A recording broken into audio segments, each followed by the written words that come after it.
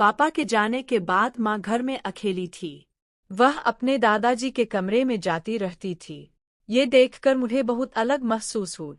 एक रात मैं अपने दादाजी के कमरे में घुस गई। मैंने वहाँ जो देखा उससे मैं आश्चर्यचकित रह गई। माँ और दादाजी पति पत्नी जैसे एक दूसरे के साथ बिस्तर पर बैठे थे। नमस्कार दोस्तों, मेरा नाम शिखा है। हम 3 भाई बहन थे। मेरे पिता एक सरकारी कर्मचारी थे। वह पिछले साल चल बसे थे। पापा के जाने के बाद माँ को बहुत सदमा लगा। मैं घर में सबसे बड़ी लड़की थी। मैं डॉक्टर की पढ़ाई के लिए शहर में आई थी। कुछ दिन पहले मैंने अपनी परीक्षा पास की थी। मैं तुरंत मार्कशीट के लिए फिर से वापस आने वाली थी। जब मैं घर आई तो मेरे छोटे भाई बहन मुझे देखकर बहुत खुश हुए। उस दिन मेरे दादाजी मुझसे मिलने आए। वह मेरे दादा नहीं बल्कि मेरे पिता के चाचा थे और रिश्ते में वो मेरे दादाजी थे। पिताजी के जाने के बाद दादाजी ने घर की संभालने में हमारी मदद की। माँ बहुत सारे काम नहीं कर पाती थी। हमारे घर पिता की पेंशन से चल रहा था। मेरी छोटी बहन और भाई जुड़वा थे। वह अब 5वीं कक्षा में पढ़ रहा था। जिस दिन मेरे दादाजी मुझसे मिलने आए वे हमारे घर में ही रुके। जब से मैं घर आए तो मेरी माँ मेरी शादी के पीछे पड़ी थी। दादाजी भी मेरी शादी का मुद्दा उठाते थे। मैंने अपनी पढ़ाई सिर्फ शादी करने के लिए नहीं की। जब भी घर में शादी की बात आती तो मैं अपने गांव की दोस्त अंजलि के पास जाकर बैठ जाती थी। उस दिन कुछ ऐसा ही हुआ। सुबह जब मेरे भाई बहन स्कूल चले गए तो माँ फिर मेरी शादी की बात करने लगी। मैं उसकी बातों से तंग आकर अपने दोस्त के घर चली गई।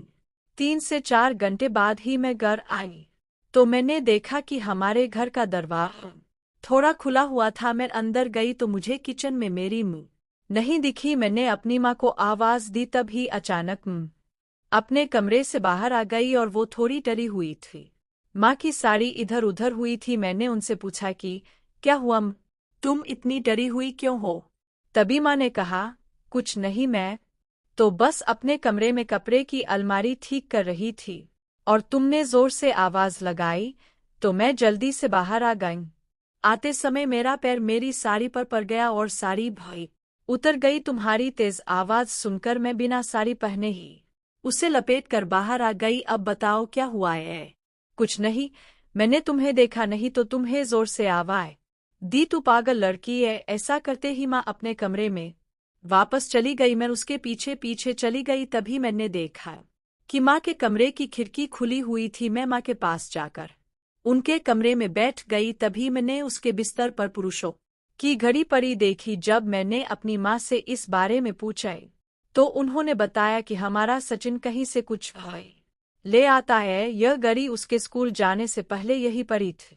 डॉक्टर महोदया, आपने अभी केवल अपनी चिकित्सा शिक्षा पूरी की है, रिजल्ट आना अभी बाकी है।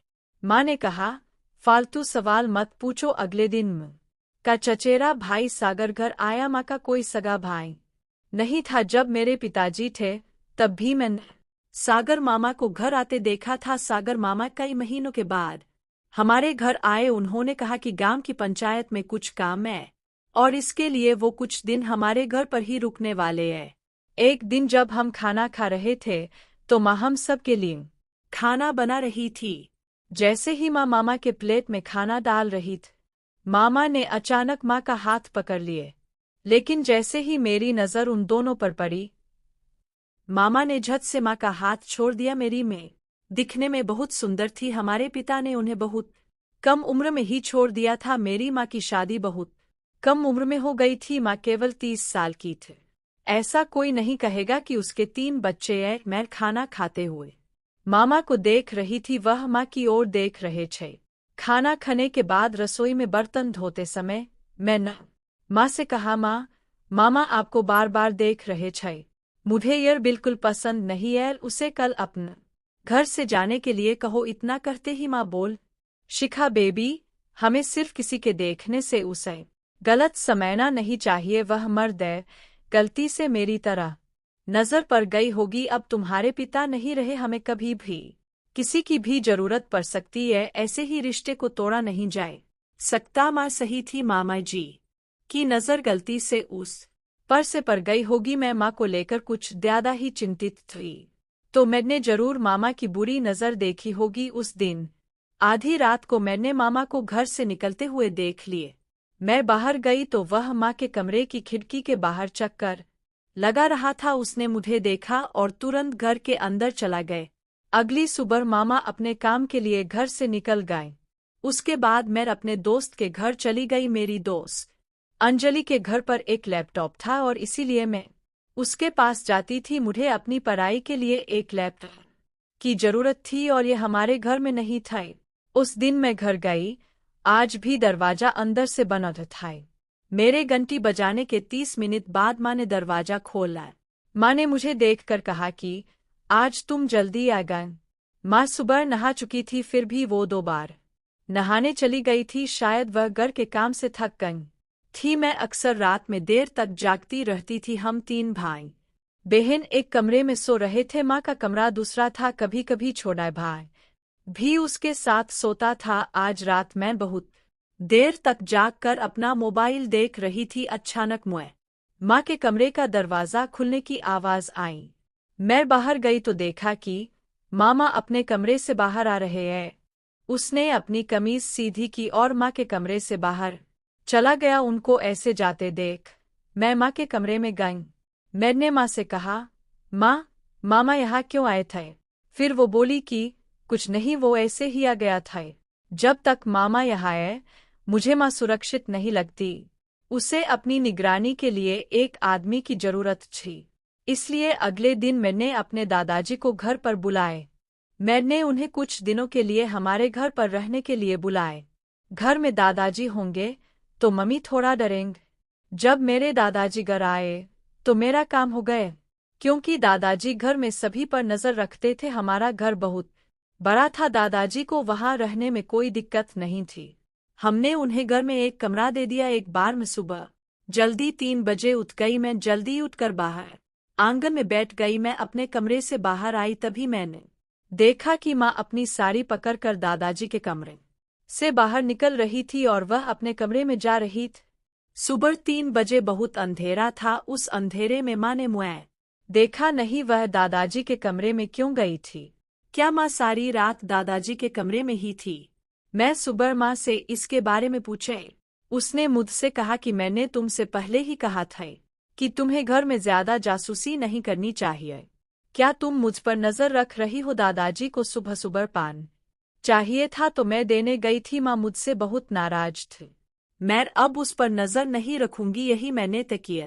लेकिन फिर 2-3 दिन बाद मैं दोपहर को अपनी दोस्त के पास से घर गई तो आज मुझे माँ की साड़ी फिर से फटी हुई नजर आई। तब दादाजी भी घर में थे। शायद काम करते समय उसकी यही हालत हुई होगी। ऐसा सोचकर मैंने उस पर ध्यान नहीं दिया। एक बार मेरी माँ मेरे दादाजी के साथ सब्जी खरीदने बाजार गई। मैं घर पर अकेली थी। मैं अपनी माँ की साड़ी में फोटो लेना चाहती थी तो मैं अपनी माँ के कमरे में चली गई और माँ की साड़ियाँ ढूंढने लगी। साड़ियाँ ढूंढते समय मुझे एक फाइल मिली। वह फाइल अस्पताल की थी। मैंने फाइल खोली और उसका नाम पढ़ा। वह नाम पढ़कर मैं चौंक गई, क्योंकि उसमें गर्भवती महिला की जगह मेरी माँ का नाम था। मेरे पिताजी का 1 साल पहले निधन हो गया था। मेरी माँ फिर से गर्भवती थी। यह बात मुझे बिल्कुल समझ नहीं आई। मैंने उस कागज को दोबारा उसी जगह रख दिया जब से मामा घर आए थे। मैं उन्हें मामा के कमरे में छिपकर जाते देखा करती थी। मैंने सोचा कि माँ के बच्चे का पिता शायद मामा ही होगा, लेकिन मेरे पास इसका कोई सबूत नहीं था। इसलिए माँ से कुछ पूछा। उस रात मैं मामा के कमरे में चली गई। उनसे बातचीत करते हुए मैंने खेल में उसके बालों में अपना हाथ फिराया। मुझे उनके 2/3 बाल मिले। वह बाल मैं अपने कमरे में चली गई जब मेरी माँ कमरे में थी। फिर मैंने उसकी कंघी से कुछ बाल निकले। मैंने इसे अपने एक दोस्त को दे दिया। दोस्त के पति एक डॉक्टर थे। मैं उन बालों का परीक्षण करके यह दिखाना चाहती थी मामा ही माँ के बच्चे का पिता है। 2 दिन बाद टेस्ट का रिपोर्ट वापस आया। रिपोर्ट देखकर मैं हैरान रह गई, क्योंकि माँ के गर्भ में जो बच्चा था वो मामा का नहीं था। मेरी माँ मुझे कुछ छुपा रही थी। वह गर्भवती थी, लेकिन बच्चे का पिता कौन था ये मुझे समझ नहीं आया। माँ के कुछ दस्तावेजों से मुझे शक हुआ। कुछ दिन बाद मैंने देखा कि मामा रात को मुँह के कमरे की खिड़की से झांक रहे थे और वीडियो बना रहे थे। मैंने उसे रंगे हाथ पकड़ लिया और उसका वीडियो भी बना लिया। मामा मुझे देखकर डर गए। मैं यह भी समझती हूँ कि जिस डॉक्टर को मैंने डीएनए जांच के लिए सैंपल दिया था वह डॉक्टर माम का दोस्त है।